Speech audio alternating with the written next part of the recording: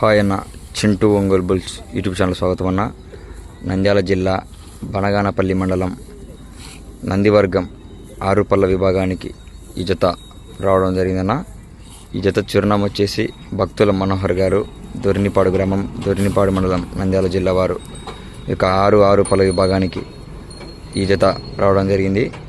ఈ జత చిరునామా వచ్చేసి భక్తుల మనోహర్ గారు అన్న, దొరినిపాడి వారు. సరే చూడొచ్చు.